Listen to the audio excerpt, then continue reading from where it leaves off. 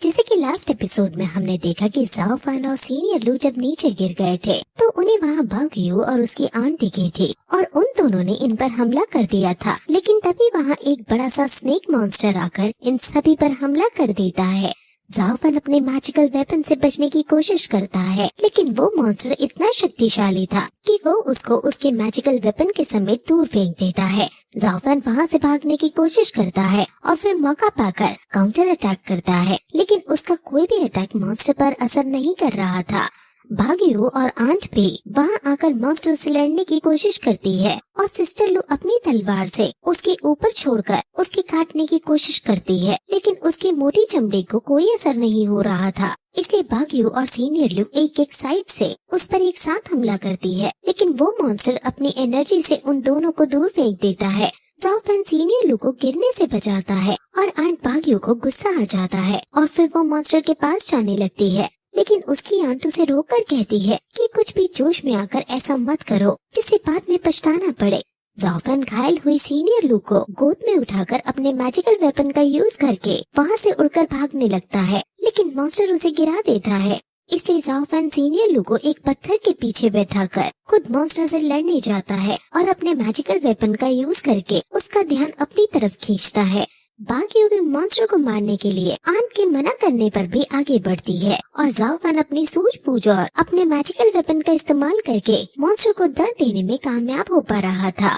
अब भाग्यू भी उस पर अपना अटैक करती है और उसकी बॉडी पर चढ़कर उसे मारने की कोशिश करती है, लेकिन मॉन्स्टर उसे नीचे गिरा देता है। काफी कोशिश करने के बाद भी वो दोनों मिलकर भी मॉन्स्टर को नहीं हरा पा रहे थे और अब उन्हें बचने का कोई रास्ता नजर नहीं आ रहा था। लेकिन तभी वहाँ लड़ाई की वजह से पहाड़ टूट जाते हैं और एक गुफा निकलकर बाहर आती है, जिसके अंदर से लाल रोशनी निकल रही थी। भाग्यू तुरंत वहाँ जाने लगती है और जाओ फान भी उसके पीछे पीछे जाने लगता है। मॉन्स्टर का सारा ध्यान अब जाओ फान को मारने पर था, इसलिए जाओ फान को ऊपर जाने में बहुत तकलीफ हो रही थी, लेकिन वो उड़कर कैसे न कैसे करके वहाँ पहुँच जाता है। लेकिन जैसे ही वो अंदर घुसता है मॉन्स्टर अपनी एनर्जी छोड़ता है, जिससे वहाँ फिर से पहाड़ टूटने लगते हैं और एंट्री गेट बंद हो जाता है। यानी अब ये दोनों इस जगह से बाहर नहीं निकल सकते हैं। भाग्यू उसे ताना मारती है और कहती है कि तुम्हारी हड्डी टूट चुकी है, फिर भी इतना साहस दिखा रहे हो। अब देखा क्या हुआ साहस दिखाने से, मैं तुम जैसे गंदे लड़के के साथ यहाँ इस गुफा में बंद हो गई हूँ। वो दोनों आपस में लड़ने लगते हैं, लेकिन अगर अब ये ऐसे ही लड़ते रहे तो ये यहीं पड़े पड़े मर जाएंगे, इसलिए ये बाहर जाने का रास्ता खोजने लगते हैं। वहीं दूसरी तरफ सीनियर लू के बाकी साथी आ जाते हैं और वो सीनियर लू को इस हालत में देखकर बहुत दुखी होते हैं, लेकिन ये बात अच्छी है कि ये दोनों जिंदा हैं। वो सीनियर लू से जाओ फान के बारे में पूछते हैं, लेकिन बेहोश होने की वजह से उसको नहीं पता चला कि जाओ फान कहाँ चला गया है।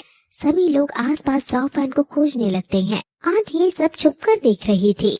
वहीं जाओ फान गुफा के अलग अलग चेम्बर में जाकर एग्जिट खोज रहा था, लेकिन उसे कुछ नहीं दिखता और यही हाल भाग्यू का था और वो दोनों फिर से खोजते खोजते एक दूसरे से मिल जाते हैं। यानी ये एक डेड एंड है। लेकिन तभी जाओ फान कहता है कि मुझे ब्लड स्टोन दिखा और इस पर वो आश्चर्य जताते हुए पूछती है कि वो कहाँ है।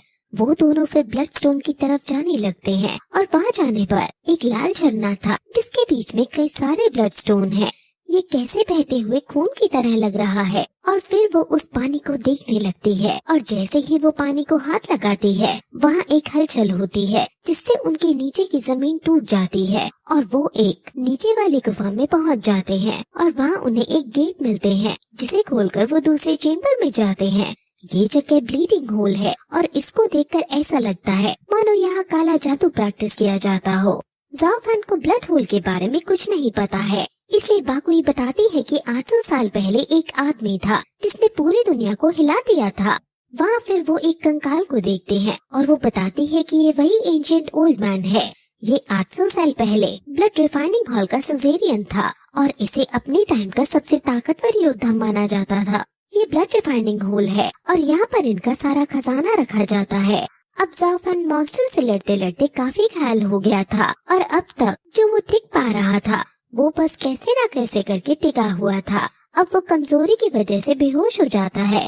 जाओ फान बीमार हो गया है और वो बुखार की वजह से तपा जा रहा है। बागुई उसे अपने स्पिरिचुअल पावर से हील करने की कोशिश करती है और उसके ऊपर अपना रुमाल गीला करके रखती है और वो बेहोशी की हालत में 5 साल पुरानी बात दोहराने लगता है कि तुमने मेरे पेरेंट्स को मार डाला, पूरे गांव को उजाड़ डाला, मैं तुमसे लड़ूंगा, मम्मी आप कहाँ हो, सब लोग कहाँ हैं।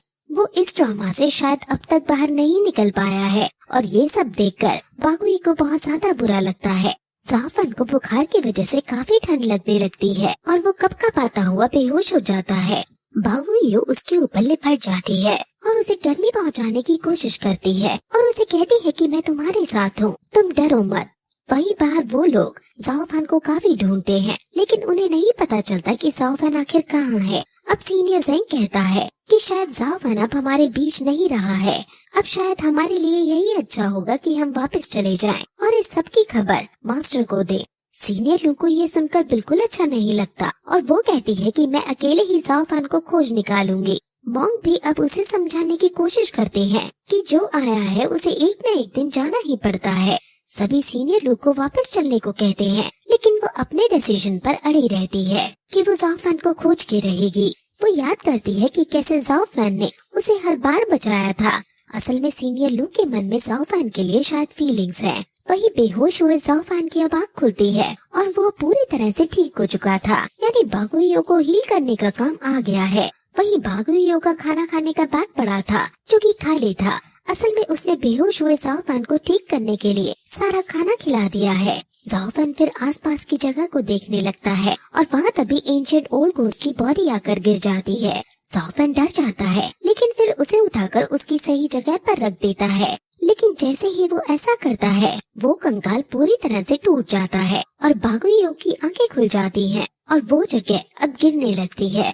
उनको एक खुला हुआ गेट मिलता है और बागुई को लगता है कि ये एग्जिट है, इसलिए वो तुरंत वहाँ भागने लगती है। ये जगह बहुत अंधेरी गुफा की तरह है और यहाँ जमीन पर पानी फैला हुआ है। जाफन कहता है कि वो स्कल अपने आप जमीन पर गिर गया था और मैंने सिर्फ उसे वापस रखा था। आखिर ये जगह अपने आप फिर कैसे खुल गई। फिर उन्हें फिर चलते चलते रोशनी दिखाई देती है और वहाँ एक पत्थर पर लिखा था कि दया ना पी जाएगी, पछतावे का बोझ बहुत बुरा होता है। गोल्डन बेल क्रिस्प ब्लड जवरिंग मिस्टेक टोटल लाइफ। ये पढ़कर बागुई को कुछ समझ नहीं आता क्योंकि ये तो अधूरी पोयम है। अब जाफन यहाँ और भी चीजें देखने लगता है और तभी बागुई उसे डांट कर कहती है कि ये होली लैंड है, अगर तुम बिना बताए यहाँ वहाँ घूमते फिरते रहोगे तो हम दोनों ही मर जाएंगे। अब फिर तभी उन्हें एक और चैम्बर दिखाई देता है और वहाँ उन्हें 2 मूर्तियाँ दिखाई देती हैं जो शायद इनके भगवान की ही लग रही हैं और फिर यही एपिसोड खत्म हो जाता है।